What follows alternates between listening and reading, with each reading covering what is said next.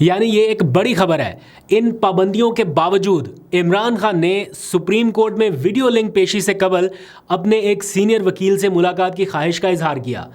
तो वो वकील कौन है? वो है, उन्होंने दरख्वास्त की थी कि इस बारे में ये ना हो कि कल को आप जाके व्लॉग में बात कर दें और ना मीडिया में रिपोर्ट करनी है, लेकिन बातचीत जारी है। ऑफ द रिकॉर्ड भी उनकी मुलाकातें या राब्ते हो रहे हैं।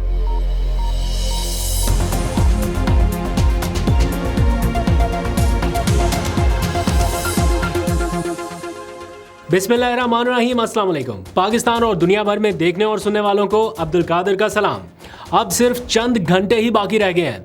क्या कल पाकिस्तान तारीखी मनाजर विटनेस करने जा रहा है? सबकी नज़रें इसी मामले पर हैं, या यूँ कह लीजिए कि सबकी नज़रें सुप्रीम कोर्ट ऑफ पाकिस्तान की तरफ हैं। कल रेड जोन में क्या होने जा रहा है, अदयाला जेल में क्या होने जा रहा है, इसके ऊपर हॉट डिबेट इस वक्त जारी है, सरगोशियाँ जारी हैं, मुख्तलिफ़ किस्म की अफवाहें जारी हैं और ये सिलसिला अब रुकने वाला नहीं है। पता नहीं आज रात लोग सोते भी हैं ठीक से या नहीं, क्योंकि सुबह अर्ली मॉर्निंग इमरान खान को वीडियो लिंक के ज़रिए सुप्रीम कोर्ट में केस की समाअत में पेश होना है और सबको उसका इंतज़ार है।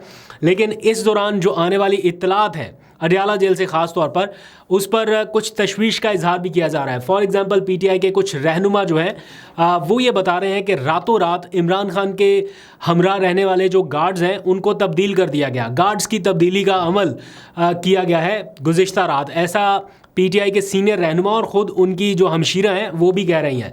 मेरे पास तो मुसद्दका इतलात नहीं मौसूल हो सकी, लेकिन ऑब्वियसली उनके पास कहीं ना कहीं से इतलात आती हैं, तो ये बताया जा रहा है। और फिर जो मुलाकातों के ऊपर अचानक से पाबंदी लगा दी गई कि कोई शख्स जाके मिल नहीं सकता, वो और भी ज़्यादा ट्रिगर कर रही है इस सिचुएशन को कि जब से सुप्रीम कोर्ट का ये ऑर्डर आया कि इंतज़ामात यकीनी बनाए जाएं, उसके बाद यकायक ये सारा कुछ हो रहा है। यानी मुलाकातों के ऊपर पाबंदी, तो आज उनसे पीटीआई के रहनुमा नहीं मिल सके, आज उनसे वकला नहीं मिल सके। इस सारी सूरत हाल के दौरान एक ख़बर अब से थोड़ी देर पहले ये आई कि इमरान खान ने अपने एक वकील से मुलाकात की ख्वाहिश का इजहार किया है, इससे पहले कि वो सुप्रीम कोर्ट में वीडियो लिंक के जरिए पेश हो। यानी ये एक बड़ी खबर है।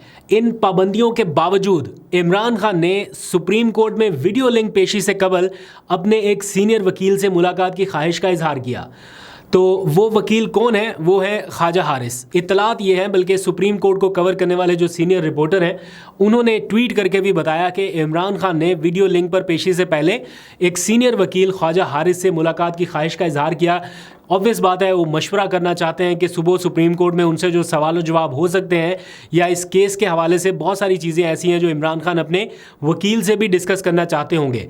तो क्या वो मुलाकात हो रही है या नहीं हो रही, तो वो जो सीनियर रिपोर्टर हैं हसनात मलिक, उनके अकॉर्डिंग आज ये मुलाकात कराई जाएगी। अभी तक एज एफ नाउ जब मैं आपसे बात कर रहा हूँ तो मुलाकात के हवाले से कोई अपडेट नहीं है, क्योंकि मुलाकातों के ऊपर पाबंदी है। अब ये मुलाकात कराई जाएगी या नहीं, इसके बारे में भी पता चल जाएगा। लेकिन एक और अहम मुलाकात जो आज होना थी वो मनसूख की गई गैर मुल्की शख्सियत की। मैंने पहले के व्लॉग में भी बताया था, बरतानवी शख्सियत है सईदा वारसी, और ये गालिबन इमरान खान की 5 अगस्त के बाद होने वाली ऐसी पहली मुलाकात थी जो किसी गैर मुल्की शख्सियत से होने जा रही थी, लेकिन वो भी मनसूख हो गई। अहम मुलाकात इसे करार दिया जा रहा था, लेकिन हो सकता है आने वाले दिनों में रीशेड्यूल हो। अब थोड़ी सी बात करें अगर आज के मंजरनामे के हवाले से या आज के आने वाले फैसले के हवाले से, बहुत सारे लोग उसको सेलिब्रेट कर रहे हैं, करना भी चाहिए, क्योंकि एक बेहतर फैसला आया है, एक अच्छा फैसला आया। काफ़ी दिनों के बाद इमरान खान को बैक टू बैक रिलीफ मिल रहा है।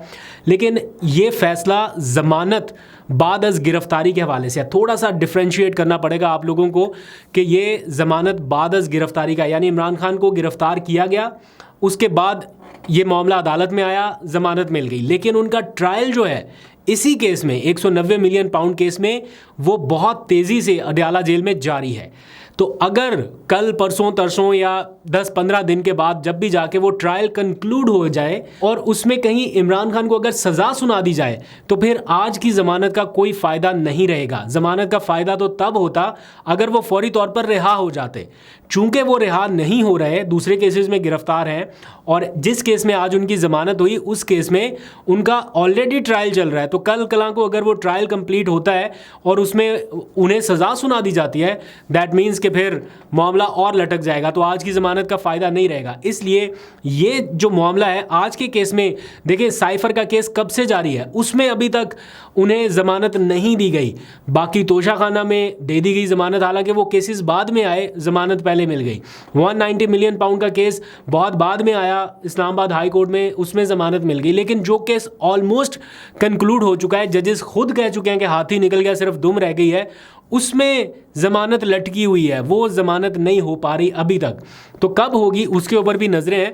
तो इसलिए इस ज़मानत को सेलिब्रेट करने का असल फ़ायदा तब होगा अगर 190 मिलियन पाउंड केस में ट्रायल जो है उसमें भी इमरान खान बेकसूर साबित होते हैं, या ये कह दिया जाता है कि इसमें कोई एविडेंस नहीं मिला।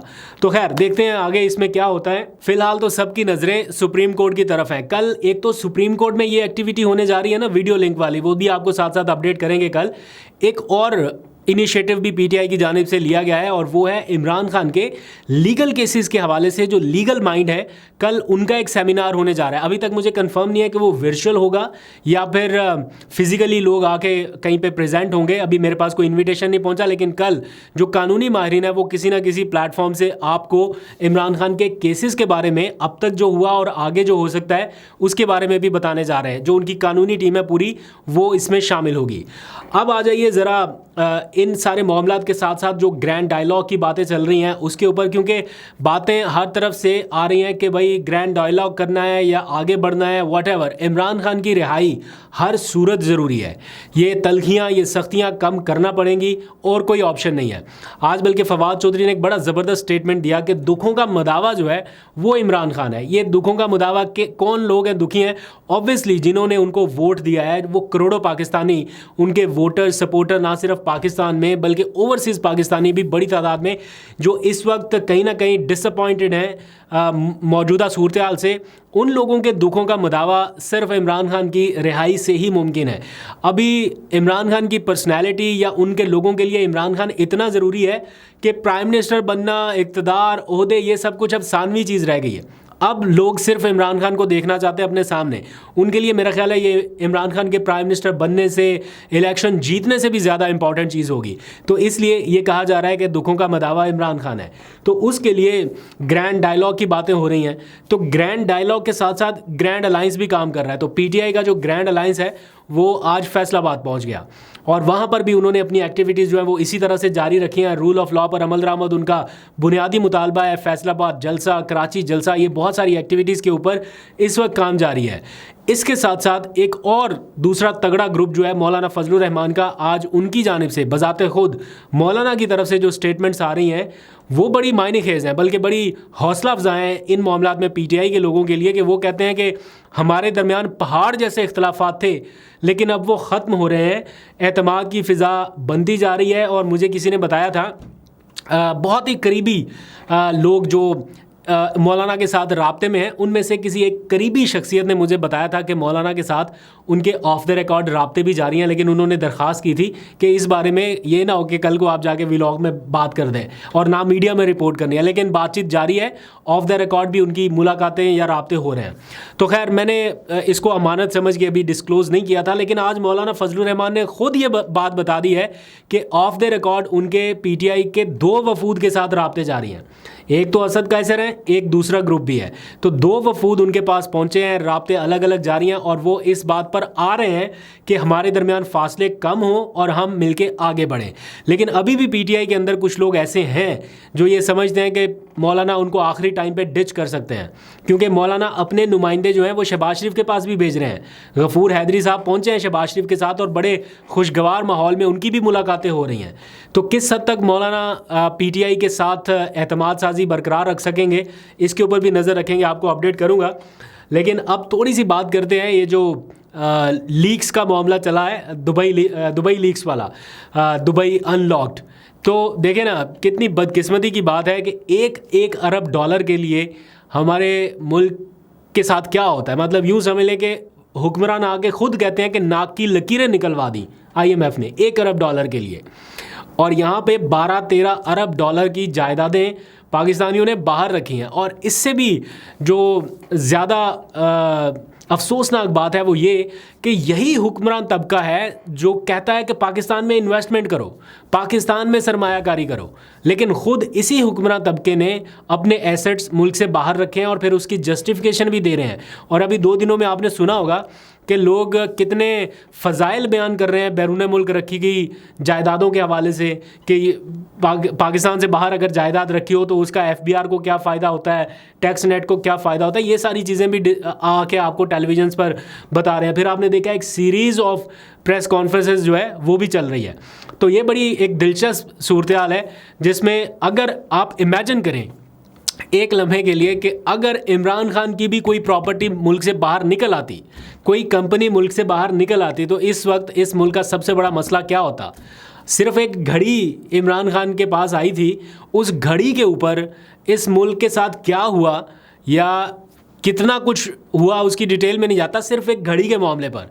तो आप इमेजिन करें अगर इमरान खान की कोई जायदाद ही बाहर निकल आती तो किस किस्म के फतवे अब तक लग चुके होते। लेकिन फॉर्चुनेटली ऐसा कुछ नहीं है। इमरान खान का जीना मरना पाकिस्तान में, तो सारा कुछ ही पाकिस्तान में। तो एक इसी ये जो सीरीज़ चल रही है PTI के लिए, एक अच्छा माहौल, अच्छी खबरें, सारा कुछ चल रहा है। इसमें एक और अच्छी खबर अदलिया के मामले से आई। ऐसा लग रहा है कि अदलिया खड़ी हो रही है आहिस्ता आहिस्ता, या खड़ी हो चुकी है का तो मैं अभी नहीं कहता, लेकिन बहुत मुख्तलिफ माहौल नज़र आ रहा है। तो आज का जो डिसीजन है, PTI की छीनी गई नशिस्त जो है वो PTI को वापस मिल गई। यानी मुस्लिम लीग नून के जो पंजाब असम्बली के उम्मीदवार थे, वो लाहौर हाई कोर्ट में उनका केस था, तो वो अदालत ने आज कलादम करार दे दी उनकी जीती हुई नशिस्त को और वापस दे दिया है PTI को। तो PTI का 1 नंबर जो है वो पंजाब असम्बली में बढ़ गया। तो मैंडेट की वापसी ये कतरा कतरा करके ही हो रही है। तो आप ये लिख लीजिए किसी जगह पे, आप ये याद रखिएगा आज की तारीख भी। मुझे ऐसा लगता है, मेरी गट फीलिंग्स है कि आने वाले दिनों में इस्लामाबाद की छीनी गई तीनों नशिस्तें भी वापस आएंगी। किसी न किसी स्टेज पे जाके ये फ़ैसला होना है और ये तीनों नशिस्तें वापस आ सकती हैं, क्योंकि मैंने तो बहुत करीब से ये सारी चीज़ें कवर की हैं, रिपोर्ट की हैं, देखी हैं। तो मानने के लिए जहन तैयार नहीं होता कि जीते हुए उम्मीदवार अचानक हार गए और हारे हुए उम्मीदवार अचानक जीत गए और फॉर्म 45 दिखा भी नहीं रहे। उनसे पूछो ना फॉर्म 45, तो ऐसे नाराज़ होते हैं जैसे उनसे पता नहीं उनकी जायदाद का आधा हिस्सा मांग लिया हो। इस किस्म की सिचुएशन है। तो लेट्स सी कि वो अदालत में किस किस्म के दस्तावेज़ात देते हैं, क्योंकि अदालत ने उनको कह रखा है, कोई तारीख मेरे ख्याल मुकर्रर है, आने वाले दिनों में 28 मई है या शायद 25 मई है। अदालत ने कहा है कि लेके आए अपने अपने फॉर्म 45। इलेक्शन कमीशन से भी मंगवाए हैं, हारे हुए उम्मीदवारों से भी मंगवाए हैं और जीते हुए उम्मीदवारों से भी, कि मैच करके ज़रा चेक तो किया जाए। तो देखते हैं क्या होगा, आपको अपडेट करता रहूँगा। 1-2 और ख़बरें भी हैं खैबर पख्तूनख्वा के हवाले से, वो भी आपको बतानी है, लेकिन वो मैं कल व्लॉग करूँगा, क्योंकि गवर्नर खैबर पख्तूनख्वा और वज़ीर आला खैबर पख्तूनख्वा अली अमीन गंडापुर के दरमियान टसल इस वक्त जारी है। और आज खैबर पख्तूनख्वा हाउस से गवर्नर एनेक्सी जो है उसका दरवाज़ा बंद कर दिया गया है। अली अमीन गंडापुर ने जो कहा था वो फ़िलहाल कर रहे हैं, और ये सख्ती और ये तलखी अच्छी नहीं है, लेकिन फिर भी वो सिग्नल जो है वो दे रहे हैं। और एक सिग्नल आज उन्होंने दिया है लोड शेडिंग के हवाले से, और उन्होंने मेरा ख्याल पेस्को हुकाम को ये कहा है कि लोड शेडिंग कम करने के लिए आज रात शेड्यूल फाइनल किया जाए। जिन इलाकों में 12-12, 20-20 घंटे की लोड शेडिंग होती है, अगर 5-5, 6-6 घंटे का फ़र्क नहीं पड़ा, आज ही शेड्यूल जारी करें, नहीं करेंगे तो हम टेक ओवर करेंगे पेस्को को। तो ये बड़ी ख़तरनाक बातें हो रही हैं। लेट्स सी ये इंतज़ामी मामलात में खैबर पख्तूनख्वा हुकूमत क्या करती है, अली अमीन गंडापुर क्या करते हैं, लेकिन बड़ी टफ़ गेम इस वक्त जारी है। ऐसा लग रहा है कि जो कश्तियाँ हैं वो जला दी गई हैं और अब मुज़ाहमत नज़र आ रही है अनटिल इमरान खान रिलीज़ नहीं हो जाते। तो कल के ऊपर नज़र रखेंगे, आपको अपडेट करूँगा। अपना बहुत सा ख्याल रखिए। अल्लाह हाफ़िज़।